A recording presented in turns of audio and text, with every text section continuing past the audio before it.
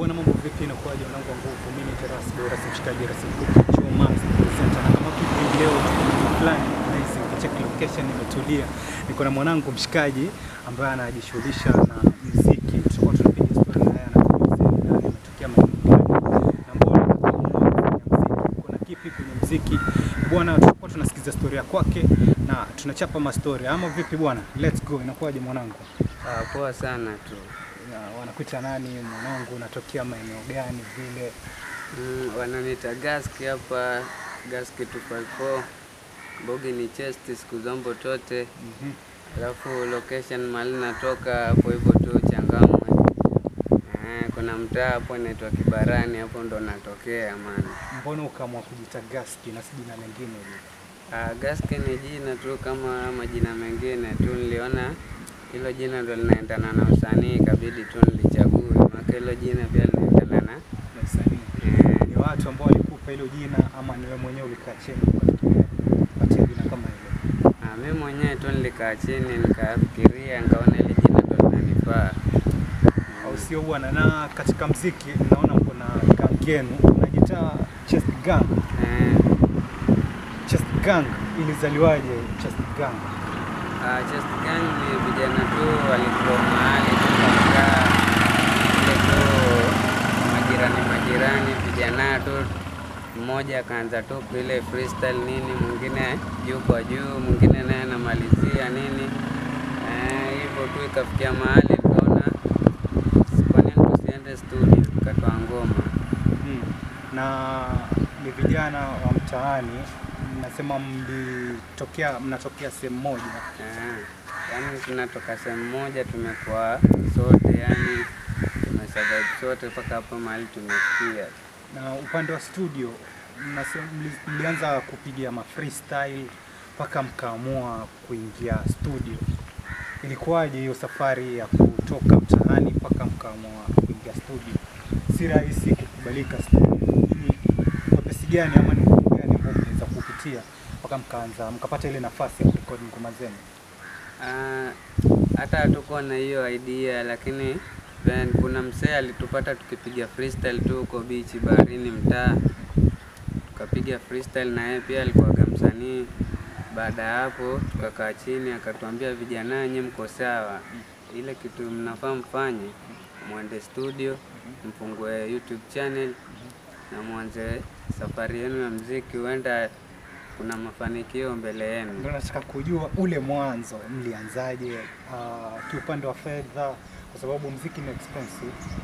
Watu wanasema muziki ni expensive, na ni kweli muziki si rahisi, kwa sababu ukienda studio inabidi kuna pesa ulipie audio na pia kuna video. Na nikicheki ngoma zenu katika YouTube channel ya kwenu, mko na videos pia. Mna manage vipi?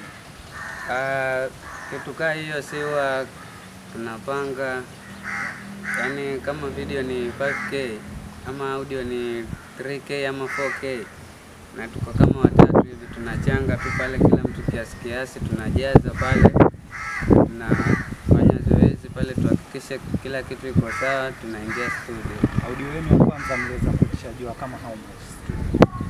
Audio yetu ya kwanza tukuchajua pesa mingi sana, lakini tulichajua tu hiyo 3K tu pale B Records.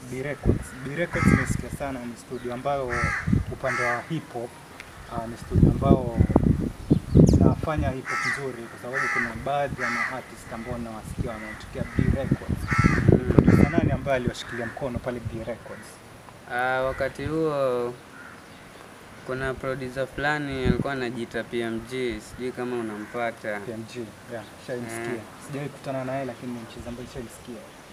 Yani kwa sahihi, yani msee alituacha kiasi, lakini huyo ndo alitupokea fresh pale B Records. Yani akatuambia pani kweni free, yani kama mko nyumbani. Yani alitupokea fresh tu yani. Sasa bado ngoma zenu mnazifanya pale B Records ama? Kwa sahihi tumekawia kabla tutoe ngoma, lakini ngoma ambayo tulitoa yani ya mwisho hatukutoa B Records. kuna producer fulani hapo Bamburi anajiita Muzo Beats. Muzo Beats. Muzo ni mshikaji wangu, namjua sana Muzo Beats. Kamanda sana mwamba, na mkubali, huyo ndo alitutolea hiyo ngoma fulani hapo hivyo iko hapo YouTube. Big shout out kwa Muzo Beats mazee, kwa vipaji. Napatia saluti mwanangu. So vipi katika ile pesa yenu mpaka mwicollect muende studio kurekodi, ni hustle gani ambazo mnajishughulisha nazo ambazo zinawapatia kipato? Kama mimi najishughulisha na mkokoteni, mimi ni dereva mkokoteni, mimi ubeba gataka huko town. Nazunguka tu kila manyumba, yani kuna manyumba yani ni order tuseme. Nazungukaga nikitoa, na mwisho wa mwezi kuna kakitu napata, najijenga na mambo inakuwa fit. So unasema ni kazi, hustle ni hustle.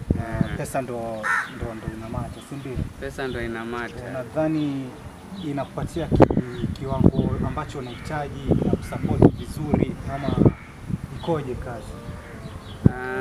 Yani ile kiasi ya doa yenye inatoa si ile sana. Juu kuna rent pia, yani mambo kibao, mpaka ubalance ile itakaobaki ndo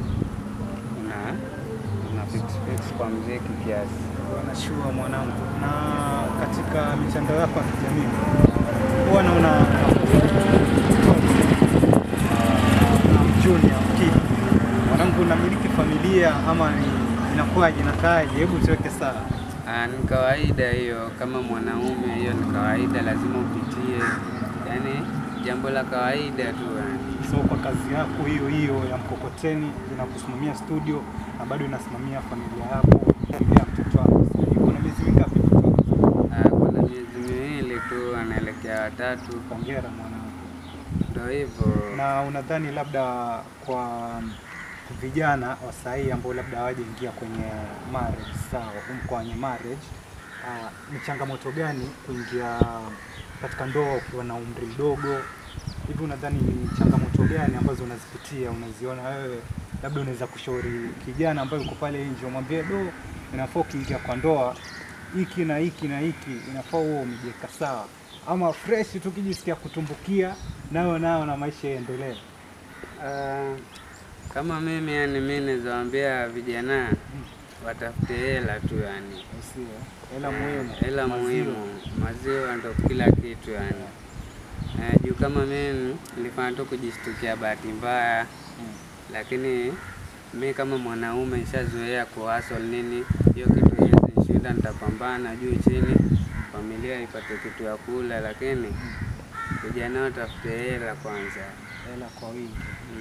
Asante, ushauri mzuri. Na turudi upande wa muziki. Chest Gang ni kundi ambalo naona liko na ngoma kadhaa. Hivi Chest Gang mko na ngoma ngapi kwa ujumla?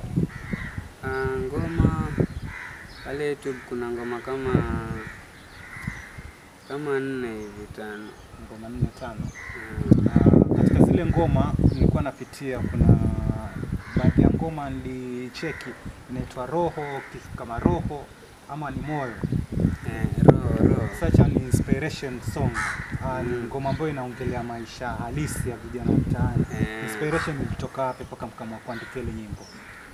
Ile idea mimi ndo nilikamnayo, nikashombogi kuandike verse, na ni kitu ambacho tumepitia yani ile kitu tuliimba pale ni kitu tunapitia yani ndo life yetu yani mtaani ambao mnaishi. Kwa hiyo ile ni uhalisia, si eti ni scene mlikaa mka. Kwa hiyo ile video si scene ambao mlikaa mkasema na director acha tufanye kitu kama hicho. Yale ndo maisha yenu. Yale ndo maisha. Hata sasa ni weekend tu ndo siko kazi, lakini ukikutana kama weekdays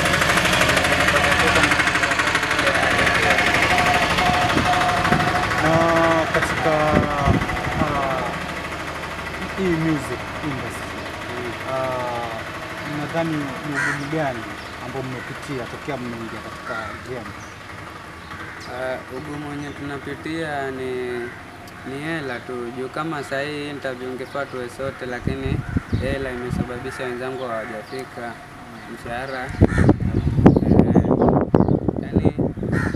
hela tu ndo inatubwaga, lakini ngoma ziko kali, contact ziko, yani ndo inatubwaga. Na nyinyi mziki ambao mnaofanya ni mziki wa aina gani? Kwa sababu soko la mziki ni kubwa na katika soko kuna products tofauti tofauti. Nikiongelea hilo, kwa mfano kuna mziki aina hip hop, kuna mziki aina R&B. Nyinyi katika upande wenu wa mziki mnafanya mziki wa aina gani? Yani kwa sasa hii hatuna ngoma, yani hatuna mziki maalum. Yani sisi ngoma yote tunaweza toa, bongo, yani hip hop, yani zote sisi tunatoa, bora mvibe. Bora tu vibe tu yani.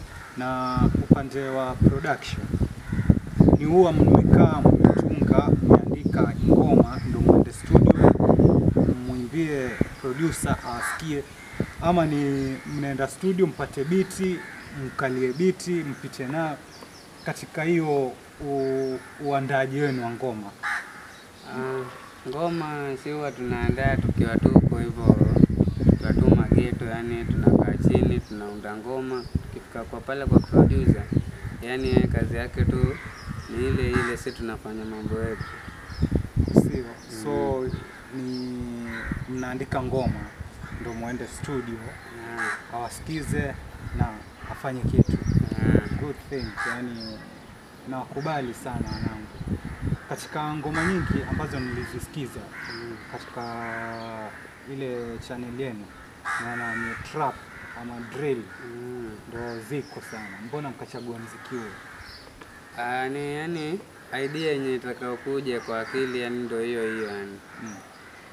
Kitu kikam kwa akili, ukiangushia mbogi pale kusema iko sawa, acha tutakaa chini tutazungumzia, tutaifanyia kazi.